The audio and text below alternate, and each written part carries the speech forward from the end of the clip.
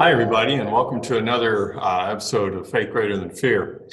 We are here today with a dear friend, David Duncan, and I'm really looking forward, as we always do, to every one of our guests because God just uses them to give a fabulous word of encouragement or exhortation. And I know from David it's not going to be any different today. So, David, welcome. Thank you, Mike. Nice to be here, and thanks for the invitation. Absolutely. So we in Joplin are doing well. You know, they've just let the notice out that we're kind of in the next phase of post COVID-19. And David, you're not far away from us, you know, in your home there in Carl Junction, Missouri, outside of Joplin. Tell us how you and your lovely wife, Libby, are doing and what and how you pivoted during this time. What lessons you learned? Tell our audience, please. Well, Mike, we are just so fortunate. We have found ourselves in a tremendous position of health. As you know, we're very fortunate to live where we live. We're out in the country. We are naturally socially distanced, or as I like to refer to it, physically distanced instead, because we've stayed very socially in contact throughout this time. Our children are located, our adult children located in Indiana and in the Kansas City area. So we've been able to stay in good contact with them via the various media apparatus we have and so forth. So we're just extremely fortunate. We observed the last of winter and the changing of the season in spring in a way that we haven't been able to do that in our 30 years in this house. And so if the world weren't suffering so badly, I would like to say this has been a great blessing to me. But on a personal level, it really has. And yet I know my experience is not what COVID-19 or more recently, Mike, the social unrest that we see going on around us. I don't know when this will actually go on the air, but my experience, Libby, and my experience, it's not what the world is experiencing. So we're very fortunate and we're very grateful for that. And saying 30 years in the same house, congratulations, by the way, to 40 years to you and your lovely wife on marriage. And you got some great kids, and I know you love those grandbabies as well. Tell us a little bit about what you do, the ministry calling you've had in your life for these decades, and what you do right now, and how that may affect and play into our further conversations with our audience today. Great. So first of all, I have to say what I do, I've also been doing a little over 30 years, and it all started with Zayden Nutt at Good News Productions International. December 1st, 1989, I got to start working there. At the time, I was called Public Relations Director. I don't think it took very long before Zayden and I both realized that what we really needed was fundraising. And so the title changed quickly to Director of Development. Zayden hired some people to help coach and mentor me at that time, and the rest, as they say, is history. I've found it as a place where God has called me. Ephesians 4, God said, Paul wrote, God said through him, he called some to be apostles, and I didn't get that one, and prophets, and not my level either. Evangelists, we all should do what we're supposed to do in that regard, but we all know that God has called some people as powerful evangelists, and some he called to be pastors and teachers. And I found my calling in this area of fundraising or development or advancement, whatever it's called in the circle where people work, to be a wonderful place to spend my life. And the last 3 decades have just been an amazing opportunity to be involved in business and ministry and hopefully make a difference eternally for people through the kingdom of God. So at heart, I'm a fundraiser. And as you would tell anybody, that all starts with being a friend raiser and getting to know people and hearing their hearts and hearing their journey and how God's blessed them with resources. You know, in this situation where we find ourselves with lots of people not having employment right now, what are you finding with the friends you know, the churches you have stayed in contact with online? How are you finding the financial? You know, Wall Street's kind of bouncing back a little bit, but it's going to be a little longer for lots of people financially, and then obviously churches as well. In your gift set, what are you seeing? What are you hearing? So I'm not an economist. I'm not a financial guru, and so anything that I have will be an opinion informed by 3 decades of experience and observation. What I'm observing is that in the world where I spend my time, and that is in the faith-based, the Christian world, the fundraising among, and our heritage is the same as Good News Productions International, independent Christian churches, Churches of Christ, Restoration Movement, but more broadly into evangelical churches, Bible-believing churches that love Jesus and are trying to make a difference in this world. So what I'm seeing is that by and large, those churches, even during shutdown, have done really well. Now, statistically, you'll see that as many as 75% of churches have had less income and so on and so forth. Those were the initial surveys. Since then, people have realized, we can put a lockbox in front of the church and those who want to give can drive by and drop in their check. If they're not going to learn to give online, we can go pick up that sweet lady who's contributed for 45 or 50 years at the church, her check. And so people are learning, and I think what's happening is those churches which had any sense of vibrancy at all are going to make it through this initial period of COVID-19. What some are telling me in my circle, and I work with CDF Capital, the old Church Development Fund, so we partner with hundreds and hundreds of churches. What some of the people in that circle are saying is the third and fourth quarters could actually be more difficult for local churches based upon either continued shutdown, recurrence, should that occur, and some are saying that's not even a consideration, but the long tail, if you will, of the unemployment cycles. Because those who have been on unemployment, as you know, through the month of July, are receiving not just what their state pays, but an additional $600 per week from the federal, or at least a good number of people are.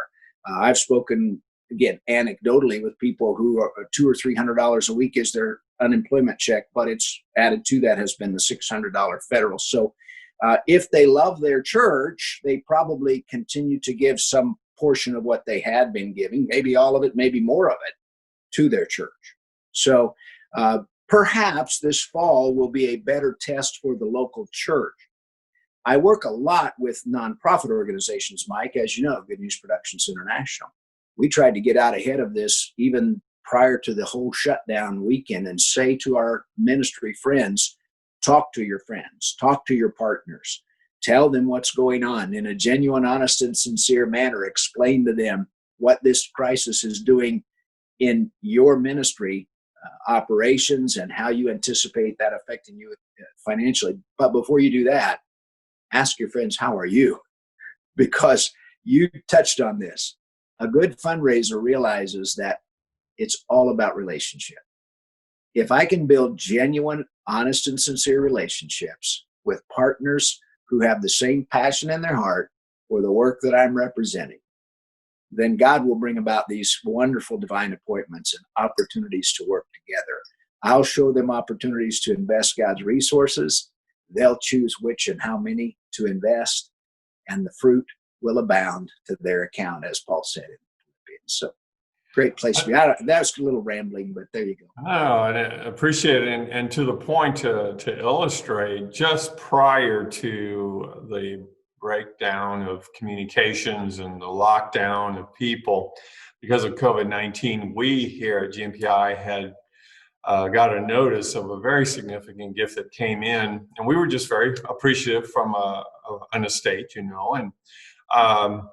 little did we know, 5 days later, we would have what we've all been having in lockdown. And that really has been a blessing to push us through months. And so I want you to talk a little bit about how people stewarding their resources.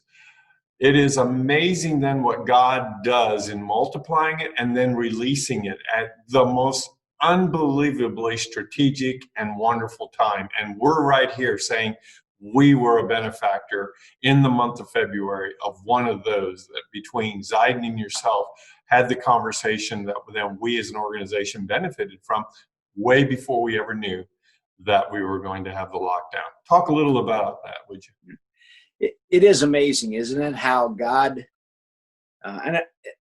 you know me, Mike, the God talk, if you will, is not one of my favorite things.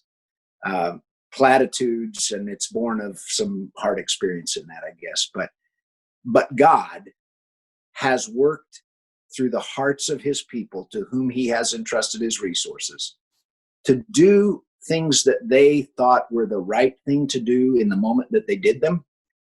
And then sometimes decades pass before that plan comes to fruition. And yet it arrives in a moment of crisis and need on the other end for the ministry or the organization or the church. I call those stories the serendipitous blessings of God's Holy Spirit, because we cannot know when we're sitting down signing an estate document saying, and oh, by the way, I'd like to leave 10% to Good News Productions International at my death. When death will occur, how much will be in the estate, what the timing of that will be as it weaves its way through the legal system.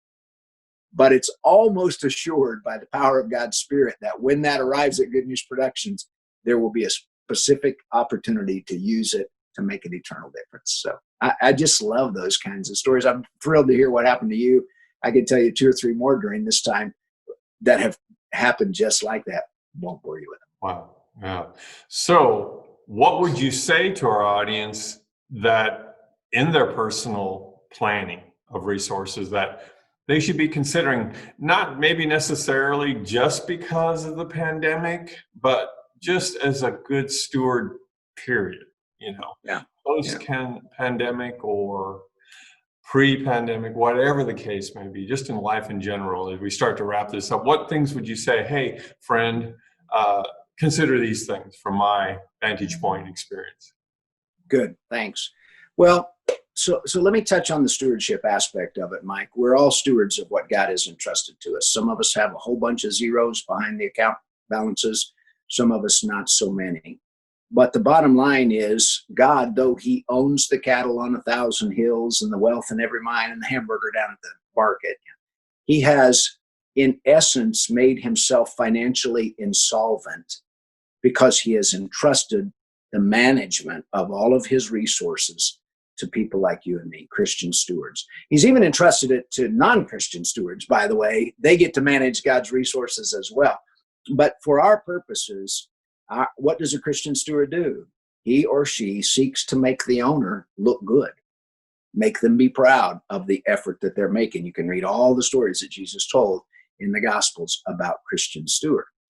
So I would just encourage people, if you have found yourself during this crisis stressed out over finances because you didn't have enough cash reserve, then see this as an opportunity to begin to work through a disciplined process, whether that's a Dave Ramsey process or Good Sense or any of the financial planning and strategy tools that are available to us today, to figure out how to reduce debt and save cash for emergency funds.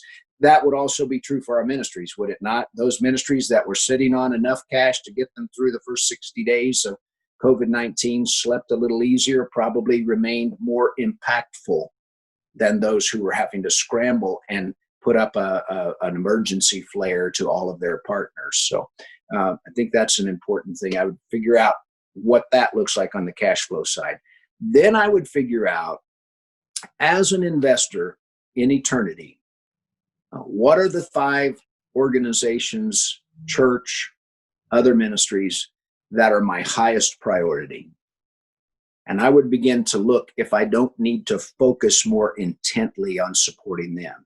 Now, for me, it might be a list of 5. For others, it might be a list of 1 or 3, or maybe it's 12. But this is also born of my experience. On behalf of Good News Productions International, I once worked with a lady out in the Northwest, and in her will, she had 37 different organizations. And all 37 were going to receive rather small contributions at her death because of the dilution of the amount of resources she was leaving behind. We simply had the conversation. Would you want to consider narrowing the focus in order to deepen your influence? And in the end, she cut her list of 37 down to 17 at one visit. And after that, I think it went down to like 9. And it just kept whittling down until when this lady finally went to be with Jesus, it was a much smaller list, all of whom received contributions that were greatly impactful because they allowed them to do extraordinary things. They weren't amounts that were just absorbed into general operations. They were amounts that allowed capital projects or the launching of new initiatives and so forth. So I would encourage people in preparation for whatever's coming next.